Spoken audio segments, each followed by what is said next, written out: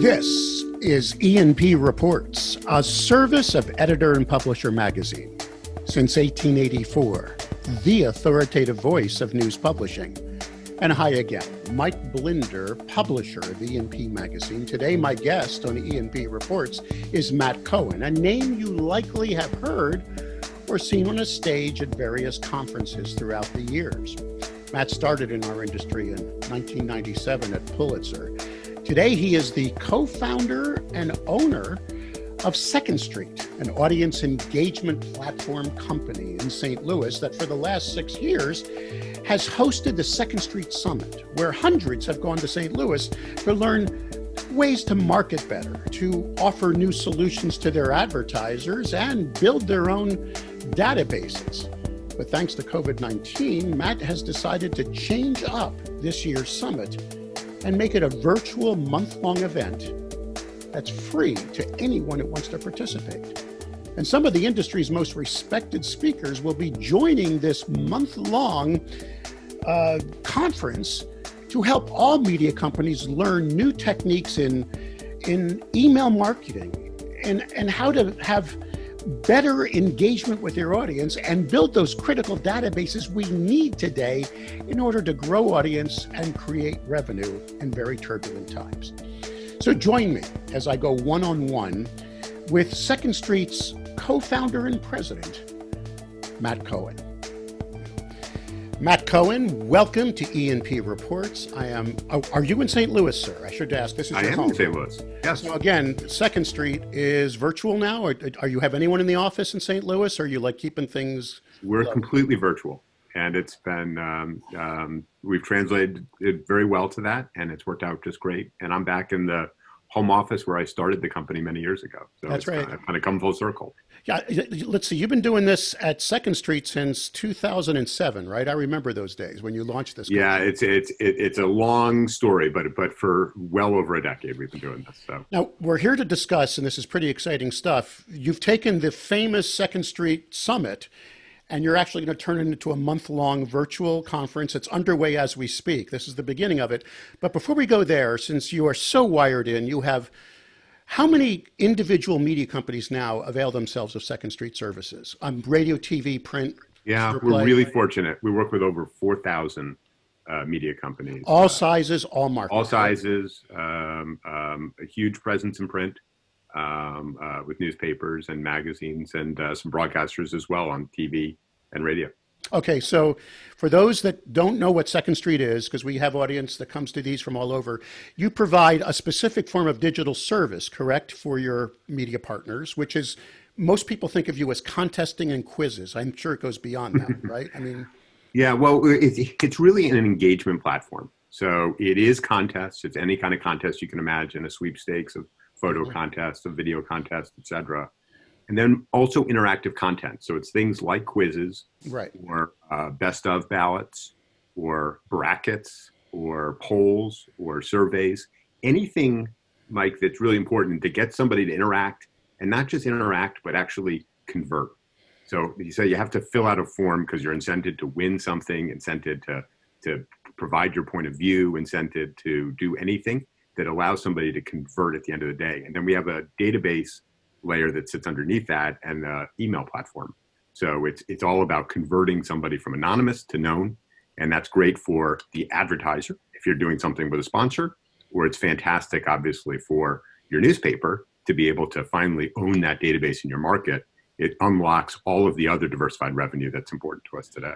And so few, and again, I'm not going to pontificate here, but so few media companies take that database seriously. We at E&P, that's everything to us. I mean, that data, that list is gold to me, because then I know and I can analyze it. I can look it over every time. And I think more and more media companies have to understand how important it is to have those, just to have those records. Don't you agree? Because from there you can launch anything new. You can build your audience. You can move them into different pages of a website. I mean, it's everything. It's the fuel of growth in the future. And we've been on this path for over a decade. Right. We saw it first when we were in the deals business. That's right. And what you saw was 82% of deal purchases happened from the email. You could put it on social, you could put it on all those other kinds of things, But at the end of the day, it happened when you put it on the database. So what was so powerful about that is that we were able to translate that to everything. So we see it from a contest perspective. You can post it on social, you can put it on the website, you can put it in the newspaper, but at the end of the day, it's when that email goes out that everything happens. So it's the number one way that people buy tickets to events. It's the number one way that number one source of subscription, get somebody into that newsletter, a piece of it, everything unlocks from the email. I'm the number one product that I have at E&P that I hold near and dear is that database. It's so important to me. We are so critical of it. We never push anything that editorial doesn't bless, because the last thing I want to do is taint that when we work so hard to build it. But let's now switch to the advertiser side. See, this is what I love about your product, and I don't want to, actually, you should pay me now for this, make this a commercial. But the biggest challenge for any industry today is a qualified lead. This is what I scream whenever I'm talking. It's not closing a deal. Put that aside. If you have the right product, and you have the right features and benefits, and you're providing that product, all you need is the qualified human being to present it to. And the neat thing about a quiz or a contest is, if I'm a vegetarian, I'm not going to enter a contest to win a hamburger, right? Correct. I mean, that's what it all boils down to. I'm not going to try to win a new roof if I don't own a home. Exactly. Right. If I'm a renter. So I'm helping the advertiser. Correct me if I'm wrong. Am I right? So there's two ways that people use our platform. One is for their advertisers, and one is for themselves. And that's what I talked about yesterday. And as I launched the conference, is that this has been true, and it's now true more than ever. In the downturn, promotions are what grow the database more, what grow in advertising more than anything else. I hear you. And it started in the last downturn. So Gordon Burrell is speaking today about this at 12 Central Time, and his keynote is going to say this is going to accelerate even further. So he's been tracking this information for over a decade, and what you saw in 2008, 2009 was actually there was more money spent on advertising than promotions. But over the last 10 plus years, you've seen significant shift of dollars to promotions. It's now over twice the amount of money spent on promotions relative to advertising. Advertising's still huge, but the shift has gone to promotions because it's just what you're talking about, Mike. It's people want a measurable outcome. And that's what promotions give them, whether it's putting something on sale in your store so people walk in, or if it's a contest that gives you leads. At the end of the day, digital has addicted marketers to measurable outcomes. And that's really what promotions are. So Gordon's going to talk about how this summer in particular, you're going to see, as now we kind of open things up again and we're kind of move past cause marketing to some degree, it's all going to come down to how do I get leads? How do I get email addresses? How do I get the data behind those email addresses that I need to grow my business? All right, you just mentioned it. We're talking about the free. This is what I love about the summit. Yeah. You're not charging anybody to attend a summit with some incredible, I know a lot of these speakers. You're bringing in Gordon, obviously, a good friend. You've got people from Gannett who are doing have great success with your product. Rebecca, an old friend. Ryan Dorn, Mr. Sales, is going to be doing a presentation. And rather than try to clump this together over a couple days, you're going to run this all through June. Am I correct? We're going to run it all through June. It's going to be just a couple sessions every day.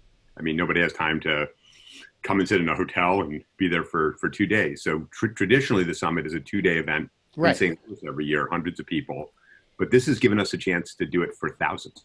And so what's really exciting about that is we are reaching so many more people, higher up into the C-suite, all the way down to the people who are using our tools in the market, who never had a chance to come to St. Louis, to learn from the best of the best. And to learn from a Rebecca Caparelli, who is at Gatehouse and now Gannett, where they're on a path to do $100 million with promotions. And their database is growing like crazy. So we're really disappointed because we love the summit. We love getting to see our friends and our family all together. But this chance to take this out broadly is amazing. And we're really thrilled with the with the agenda and the response that we've had. Well, full disclosure, your host hotel, which I've stayed at in St. Louis, overlooks the ballpark, right? Yes. And since there's no baseball season, you might as well not even bother going, right? Last year we literally had the Stanley Cup playoffs in St. Louis during the I summit. remember that. Yes, that's Yeah, right. so it was a really exciting time, and we can't translate that, but this is the next best thing, and so Well, this is we'll look forward to having everybody back in St. Louis next year. all But right. this So, is so if anyone's tuning in now saying, wait a second, this is too good to be true, you have designed the summit to not be a commercial for your company, correct? This is not all about, hey, come buy my products and services. Because first of all, this is what I always ask you. Second Street is pretty. You got 4,000 media companies. It's not like your name isn't out there already. It's not like that you haven't been discovered by some of the top media. You've got broadcast, you've got radio, you've got newspaper. So why the heck are you doing this? There's got to be some expense against this, right? You're slowing down your old company. What is the benefit to Matt Cohen and Second Street by doing something like this? I mean, our success is our partner's success. I mean, it doesn't get any more clear than that, and particularly in the times we're in right now, that becomes really stark. And so we love to our Second Street Lab, our success team, people like Liz Kreider and Tim Diavis and Julie Foley, Paul West. I mean, these are the people that we've brought on board to help our partners succeed. So we don't believe in just kind of giving people username and password and saying, here's access to the software. We've got to take the know-how that we have from having 4,000 partners and help the industry succeed, because our success is the industry, or the industry's success is our success. And the summit is just it's a labor of love for us. It's an enormous amount to put it together, particularly as everybody's disrupted. It's been interesting this year, but the team just loves it. It's our favorite, typically couple days of the year.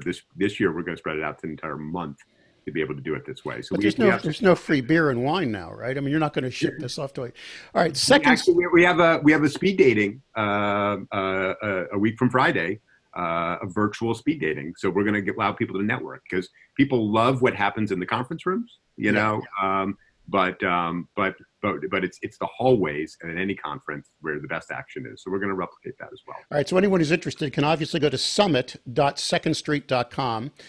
Summit.secondstreet.com to look over the agenda. You can register anytime throughout the month, right? You're not going to close this thing off. Nope. You can sign up. You can come to one session. You can come to all. It's pretty interesting, though, that the average person is signing up for 15 sessions. Wow. So we're really blown away by that. So I think it's a great agenda, and there's something, whether you're on the sales side or the audience side, whether it's marketing that you're interested in, or if you're a corporate leader, it's designed for a number of different tracks for each of you. So yeah, I hope people will check it out. All right, quickly, speed dating. Let's do your top 5 favorite sessions. If I can get Matt Cohen to tell us, and you can't mention Gordon Burrell, all right? Because okay. All right, we just mentioned Gordon. He's too overexposed. So let's put there's a couple of sessions on this one, but one of them is right off the bat. We're talking, we talked about it yesterday, and it will be a theme that'll come up again, is leads. Okay. Because as you mentioned, Mike, that's what everybody wants, particularly in this downturn.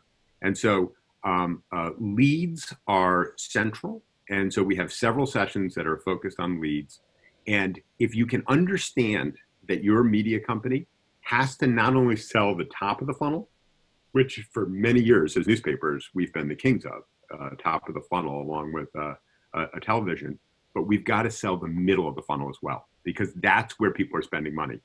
They're in a downturn in particular. If they're going to spend money with you, they want to expect something measurable back. So when you're able to, as you suggested, it could be a hamburger you don't want to sell to a vegetarian, but it could be a solar panels that you want to, that you're offering. And if you're giving away solar panels, interestingly, I love this stuff. I drive an electric car, right? But in my home, which is a 100-year-old home that I'm sitting in right now, we have an old tile roof that is not conducive to solar panels. I'm not entering that contest. But we've had this run around the country. Down in Springfield, Missouri, this ran, and they had over 17,000 people enter. Over 4,000 people opted in as a lead, saying to the solar panel company, tell me more about your product. And 10 months later, 80 of them had purchased, generated $1.25 million, because that's what a lead does. You need to have that lead at the end of the day. And so it's all about leads. So leads is the first one. Right. Give me another one. Okay. Another one is really everything about growing your database, like you talked about earlier. Okay. So we've got 30 ideas for a database in 30 minutes. The database is so important right now because the entire economy has become e-commerceified. So one of the things I talked about yesterday, Mike, this is going to blow you away. In the last 10 years, we had in the last 10 years, we grew from 5.6% to 16% of the retail economy had moved to e-commerce. Exactly. In the last 8 weeks, it's now 27%. Yeah. It's And now that's 27%. So local is now becoming e-commerceified. And right. what we need and our advertisers need are database, because that's the fuel for e-commerce. So everything about growing your database is one of my other favorites for sure. Rebecca Caparelli from Gatehouse that you mentioned, they have gone from 1.5 million to over 30 million in 5 years of promotions. And now that they've now connected with Gannett, and the company's now Gannett, they're going to get to their 100 million even faster. She's amazing. And the work that she's doing, the experience that she's getting, going market to market and transforming them is must see. If you're in a corporate role or in a market role, that is a must see session. That's tomorrow, Wednesday at noon Central Time. The fourth thing that I would focus in on is a series of keynotes that we're having next week. So this is Dan Oshinsky, who used to be the founding product manager for email at BuzzFeed, and then went on to the New Yorker, is now a consultant. And then Sean Griffey, who's the CEO of an amazing company called Industry Dive that's built entirely on email newsletters. They just sold it last year. But last year they generated over $29 million on email newsletters. And then The Hustle, president of The Hustle, Adam Ryan, which is also an email newsletter based company, kind of a B2B, B2C for kind of entrepreneurs business. Very fast growing, has built a huge subscription business on top of their newsletter business. They're all talking next week. And if you have any interest in how to build email and then monetize it and grow, those guys are can't miss. Excellent. This is all good to know. All right. So now that we've discussed this again, summit.secondstreet.com, June 2nd through the 25th. Right. Sessions every day, Monday through Friday. Every single day. If I register and miss one, will they be recorded? Can I go back and check them Mike, if 30 sessions isn't enough that are live, we have even more that are going to be on demand, that are even a little bit more tactical in the tool. And so all of the live sessions will be recorded. Right. And then they'll be on demand as well. So there'll be over 70 sessions in total that if you register, you'll have access to. All right. So now that I got a few more minutes of your time, you've been in this industry for many, many years. And again, you give a lot back to it. There's no question. Where do you see us going right now? I mean, you just mentioned something that's critical. Crisis creates change. Yes. We've seen this in 2008. We took a society pre-2008 that was okay to buy a house you couldn't afford. Debt was cool. Max out your credit card. And then we turned the millennials into the cheapest, no brand preference generation in the history of modern. I mean, there's a change now where that millennial coming through our society is a minimalist, right? I mean, we saw that in the 2008 downturn. What's on the backside of this? You just mentioned we've retrained human beings that would never have thought of buying shoes on the internet, right? That are now buying them. I mean, because they're not going out. With your years of experience in the industry, what's happening and what's on the backside of this? What do you see? Well, I think the core trends that we've been watching for a long time, in terms of, display advertising is not going to be enough. We're going to have to be diversified. That's obvious. Obviously, we think promotions is a big piece of that kind of middle of funnel budget. But it's also going to have to come on the consumer side as well. And so subscriptions are a piece of it.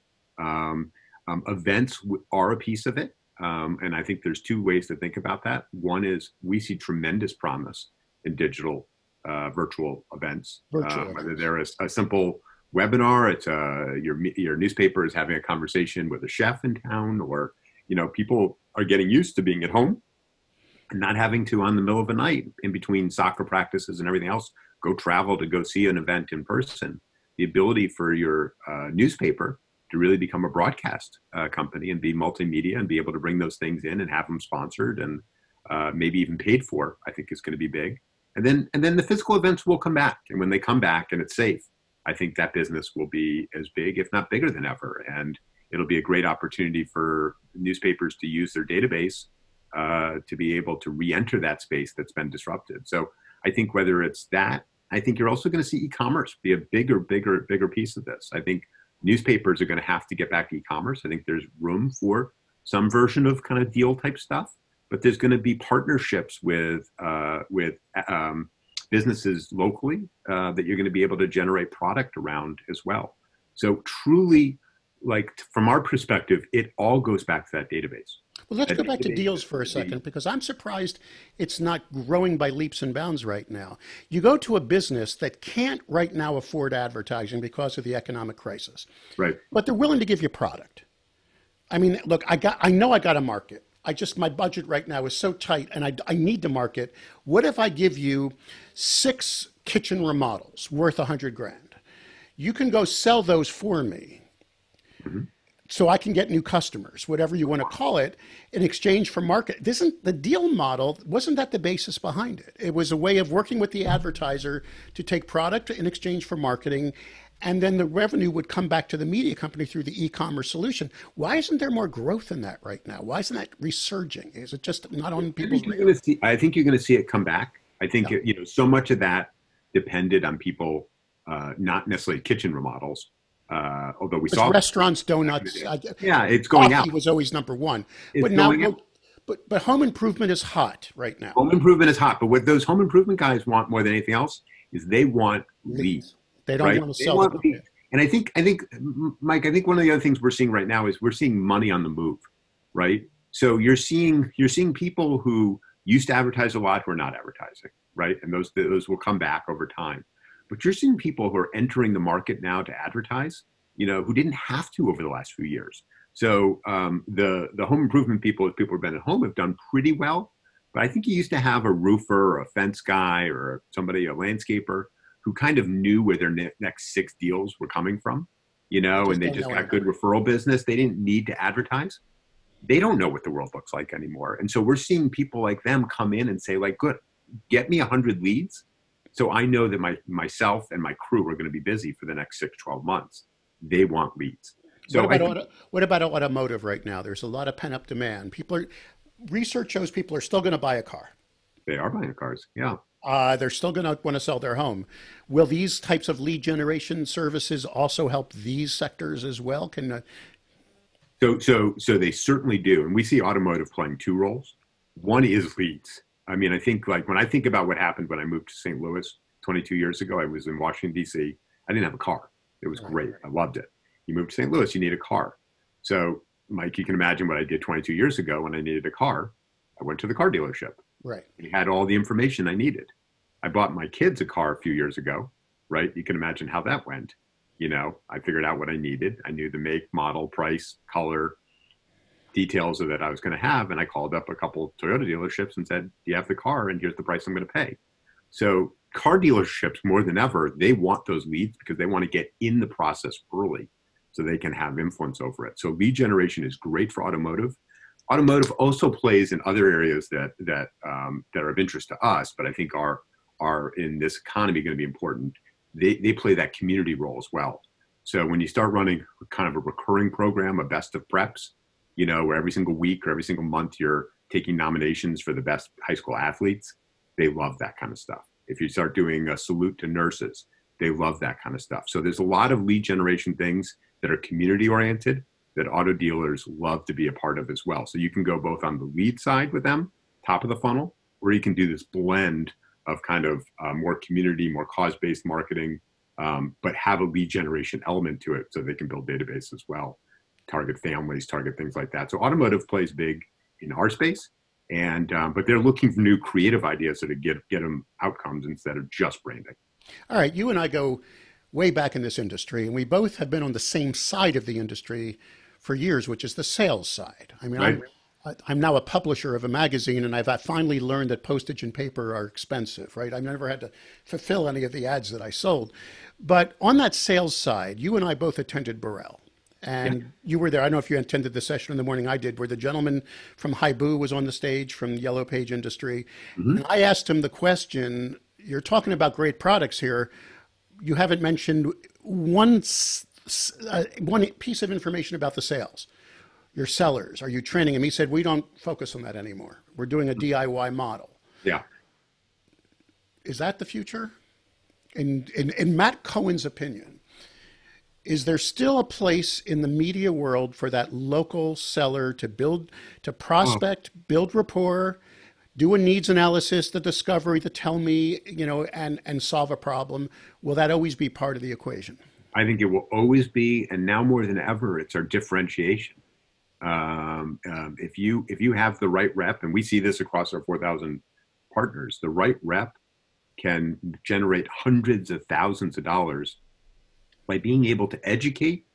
It's about relationship, but more than anything else, it's about providing value and educating and coaching a business on how they can use their dollars productively to get the outcomes that they're looking for. So many advertisers are, and you also hear this at Gordon's conference, are bombarded with so many options. They have more options than ever before. They're confused. They want help. They want clarity. So if you can go in and do a very basic needs analysis, we have a download on our Second Street lab called the Seller's Guide that gives you all the CNA questions that you need to go for every single advertiser that's out there, 48 different categories. But you ask some very basic questions about what they really want as an outcome from their marketing dollars invested. And it's not hard to be able to fulfill that. Newspapers can put the promo in the promotion in such a profound way that they can get the outcomes that a business needs. And once you're able to deliver leads for them, they will come back to you over and over and over again.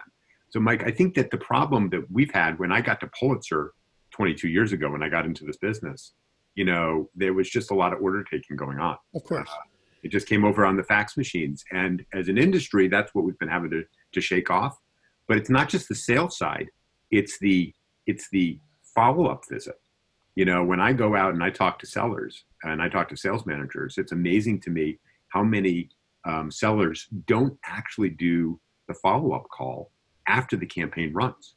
And I think the reason is that when we're selling print or we're selling banner ads, it's harder conversation to say like, well, how did it do? And you don't really have the answer to that. But what we find is when you play in the middle of the funnel, not just clicks, but actual leads or email database, that actually becomes a really fun visit for the sales rep to be able to go back after the fact and say, here's your leads. And so what we've got to do is not just be great on the sales side, we've got to be great on the follow-up side, because that's our opportunity to show the results that we've delivered and to start planning the next thing. So businesses crave that. We've got to train people and get the right people in place who want to have those relationships, and it makes all the difference. There you go. And do you believe that the advertiser will still pay for it as a service, or will a pay-per-lead model become more and more and more relevant to the sales process? And I'm not advocating one versus the other. No, I think you'll see some of it. I think that I think you'll see more of that. I think the media companies, the newspaper is going to have to get comfortable with that. Right. The more you run this, the more comfortable you get, because you're leaving a lot of, when you generate a $1.25 million in solar panel sales and you sold the promotion for far less, you left a lot of money on the table. So that is an opportunity, I believe, for us to leverage our databases to do that. But traditionally, we're seeing many more of these as integrated packages, but they have that lead generation element to it that makes all the difference. And but we see that already. These companies in auto aftermarket, home improvement, financial, and health, I don't even call it health now, I call it wellness. Right. They're already being bombarded by lead gen companies that simply buy search engine marketing and then resell the lead to them, right? They qualify a lead in their own funnel. So should that not be this is something that I've been thinking through in my brain. Should we not be offering a similar service? And you have the product that helps us do it. I think so. I think, though, that what local advertisers like is they like the transparency of something that's being integrated, not just kind of a black arts kind of the whole. Yes. Right. So because when you think about that solar panel example, that actually came from a television station, but it could have easily come from a newspaper. And what you're seeing is there is advertising on the front end that conditions people to think about, oh, I didn't realize solar was cost effective now. Right. I didn't realize how much I could save. I didn't realize how easy it was to come on the home.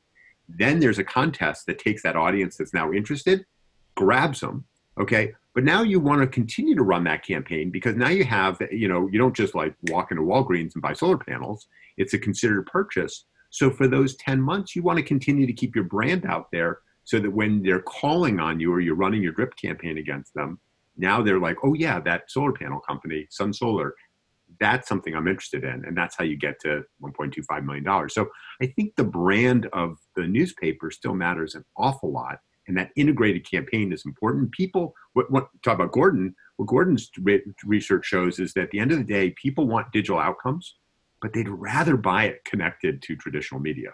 Well, Gordon's latest small business survey said number one reason you buy advertising is to generate the lead or get the sale. But number two was brand. Completely. Three was educating my customers and keeping my customers. I mean, if you go on the list, the small business doesn't see. That's why I love. Maybe I set you up for the answer, but you just reaffirmed a concept that goes back to the 1880s, developed by one of the first marketers called AIDA marketing. Remember the first marketing funnel? You've said it 3 times, but awareness first, yes, then interest, then desire, then the action. And all parts of those funnel to the small business are equally important. So don't just sell a contest, sell a contest with branding around it. Yeah, absolutely. I mean, the top of the funnel matters. And by the way, guess what else matters is the bottom of the funnel. The actual because you got to advise them on how to convert it at the end of the day. If you give them all the leads and they don't do anything with them, then that's not a victory either. But it is critical. That conversion is everything. So think about that middle of the funnel isn't just interest. It's one thing if you have me on the lot 22 years ago and you're not going to let me go until I buy a car, you don't get that benefit anymore. So when you have people out there who are thinking about purchasing them for a business, what you want is that relationship so you can be part of the conversation. And that conversion is everything. That's where everything's based on it. And Mike, what we're finding is that almost anything you do in existing initiatives should be tied to that. So if you have native advertising, advertisers love branded content. They love native advertising. However, when you do a follow-up visit, if you do it with them, do you know what they say? I didn't get any business out of it, right? I didn't get any leads, right? Well, if you can just take that branded campaign, we have a partner down in Jacksonville, Florida, did a over $200,000 deal with a hospital that includes branded content quizzes with lead generation in them. So that entire campaign, it's a small part of it, but suddenly becomes very different when you're building database for the customer. And so everything needs to, you need to think about the middle of the funnel in every campaign you're doing because of your value and your ability to stick around goes up quite a bit. We're going to leave it on that note. I want to thank you, Matt Coen, for your valuable time. Once again, the summit goes from June 2nd through the 25th. Summit.secondstreet.com. No fees. It's free for the entire universe. There's no cutoff here right now. Access to every single speaker, some of the top speakers in the industries. Thank you again for providing it for free. Just to the industry, because the industry right now needs these resources. Money is tight. Also, if anyone wants to get a hold of you, your email address is impossible, right? It's Matt. MattT at secondstreet.com, all spelled out. You've had the same email I'd love address. to hear from anybody. And Mike, thanks for what you're doing at EMP. Talk about what the industry needs. You've just given a real jolt to the publication, and it's so much more than a publication now. And you're just taking this brand and you're bringing great leadership to the industry. And I speak for myself. We're really grateful at Second Street to have you at the helm. And oh my word! Hashtag blushing. Thank you very much. Everybody, and stay well, please. And we're going to check back in with you in a couple of months and see how things are rocking. And best to you and the family, Matt. We appreciate your time. Same to you, Mike. Thanks for everything.